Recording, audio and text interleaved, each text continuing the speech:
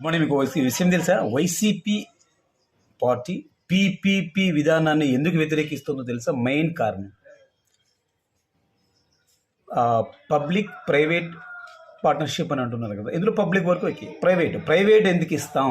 మనమే భూమి ఇస్తే, మనమే కట్టిస్తే, మనమే ఎస్టాబ్లిష్ చేస్తే, మనమే కలర్స్ వేస్తే, మళ్ళీ మనకు ప్రైవేట్ మేనేజ్మెంట్ కోటా కింద సీట్లు ఇస్తే, అలాంటప్పుడు మనమే నిర్వహించుకోక ప్రైవేట్ని ఎందుకు మధ్యలో కలపడం? వాళ్ళు ఎందుకు బాగుపడాలి? వాళ్ళకెందుకు ఈ వ్యాపారాన్ని వాళ్ళకి అంటకట్టాలి? పేదలకు ఉచిత అధునాతన వైద్యతో పాటు పేదలకు ఉచిత విద్య అందించడం కోసం మొదలుపెట్టిన ఈ ప్రభుత్వ వైద్య కళాశాలలు వైద్యశాలల విషయాన్ని ప్రైవేట్ను ఎందుకు భాగస్వామ్యం చేస్తున్నారు? ఇది అందరికీ తెలిసిన విషయం. కాకపోతే ఇంకో విషయం ఏంటో తెలుసా? నిన్న జగన్మోహన్ రెడ్డి గారి ప్రెస్ మీట్ ప్రకారం జీవో నెంబర్ 847 ఒకటి బయటకు వచ్చింది.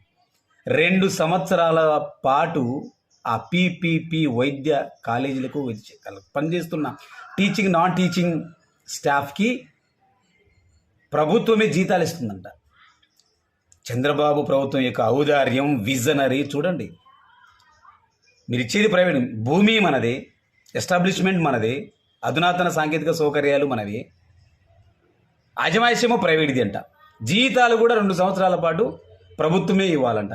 దీనికోసం ప్రైవేట్ భాగస్వామ్యం ఎందుకు? ప్రైవేట్ వాళ్ళకి ఎందుకు అప్పగించాలి? మనమే చేసుకోవచ్చు కదా.